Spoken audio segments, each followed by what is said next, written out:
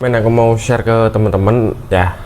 Pada dasarnya aku cukup jengkel dengan Polytron PAS 68 atau 69 karena aku cukup sering banget dapat nemu kasus-kasus yang aneh gitu loh. Ini tak tunjukin Polytron PAS 68 yang kasusnya itu dia jebol untuk transistornya, untuk transistor final itu dia jebol dan speakernya itu kayak deg deg deg gitu loh. Paham nggak sih yang kayak kayak berdenyut gitu loh, bek bek bek bek bek bek gitu. Nah setelah tak cek terutama di bagian power ampli ini memang ada beberapa transistor yang rusak, terutama di jalur komponen utama power ampli ya, di TIP 4142 ini jebol ya. Ini langsung tak cek bagian kolektor emitor ya. Mohon jangan di skip ya main video ini, kalian biar paham, terutama buat pemula ya. Ini aku langsung cek di bagian sini kolektor emitor ini. Kalau misalkan di mode buzzer dia bunyi berarti itu jebol. Biasanya kalau misalkan TIP 4142 ini, nah ini TIP 4142 itu misalkan jebol di mode buzzer kolektor emitor itu biasa nih runtutannya di sini juga, di BD139 dan juga BD140. Mana ya BD ini? Pokoknya ini di sinilah jalur-jalur ini, BD139 dan 140. Nih, dua ini TIP 4142. Nah, nggak sampai di situ aja. Dan juga si transistor D882 ini juga jebol. Ini juga jebol. Nah, permasalahan utamanya di situ. Karena ini konslet, jadi ampli ini untuk power supply-nya dia tidak bisa mensuplai tegangan, alias tegangannya jadi drop gitu ya. Masalahnya di sini. Nah ini pertama di sini aja ya kan. Nah 1 2 3 4 5, namun nggak berhenti di situ, tegangannya tetap berdenyut gitu ya. Tegangannya tetap berdenyut, padahal ini untuk penyebab yang konslet itu udah tak ganti, dia tetap berdenyut. Dan ternyata apa, setelah ini tak cut nih jalur ini jalur dari Elco minus ya, tegangan VCC minus yang 25 atau 28 volt itu tak cut. Kemudian yang sini juga tak cut ya, yang mana ya, pokoknya yang jalur yang plus ini tadi juga tak cut. Jalurnya mana sih, pokoknya yang sebelah situlah. Ini kalau yang plus ini ke sini, nah, kemudian ke mana lagi ya, aduh aku lupa woi. Inilah pokoknya aku tadi ngekat 2 jalur itu, dan aku bisa pastikan power ampli ini udah berhasil tak angkat. Jadi aku hanya mengetes power supply. Nah dia di sini tetap berdenyut, plus minusnya tetap berdenyut ya, tetap berdenyut. Dan setelah tak telusur sampai aku melakukan pergantian optocopper IC TL431, kemudian IC OB2269 ini ya, kemudian aku cek MOSFET itu normal.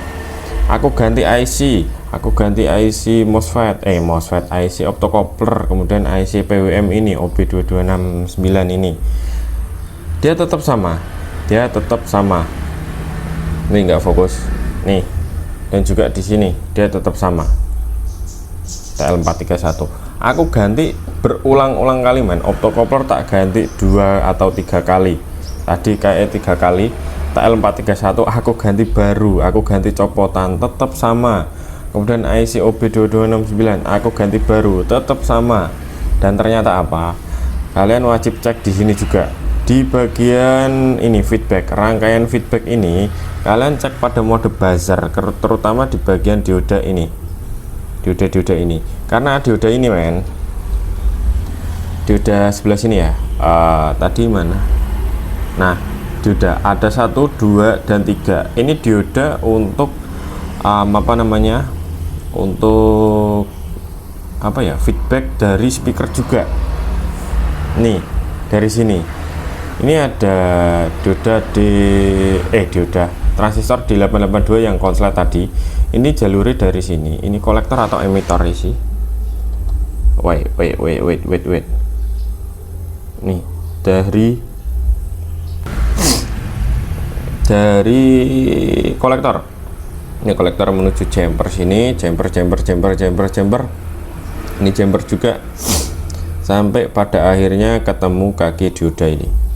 Ya, ini dari sini dioda ini. Nah, ini tadi tak cek tak cek pada bondo buzzer, yang ini normal, yang ini enggak bunyi, kemudian yang ini bunyi. Dan setelah tak cek ternyata memang benar. Dioda ini short. Nah, dioda 4148 ini short. Dan setelah tak ganti diodanya, masalah beres. Ya, coba tak cek ya. Nah, ini tak mode buzzer. Harusnya dia bunyi ya, karena ini udah konslet. Nah, ini tak bolak-balik pun sama. Nah, ini membuktikan bahwa diodanya yang konslet. Jadi sebelum kalian merambah kemana-mana, memang ada beberapa kasus yang tegangan berdenyut itu disebabkan oleh MOSFET, ada disebabkan oleh IC OB2269 atau IC PWM, ada disebabkan oleh optocoupler, ada disebabkan oleh TL431, ada. Karena ketiga atau keempat komponen tadi yang saya sebutkan itu nggak bisa dicek menggunakan multimeter, men. Ya, kadang itu kalau misalkan TL431, optocoupler, IC ini itu dites pun dia tidak menunjukkan konslet atau apa, tapi ketika dipasang tidak berfungsi, itu ada.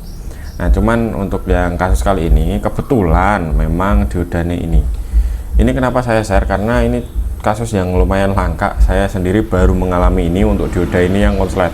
Mungkin kalau teman-teman ada yang pernah ngalami, boleh ditulis kolom komentar ya untuk pengalamannya kayak gimana.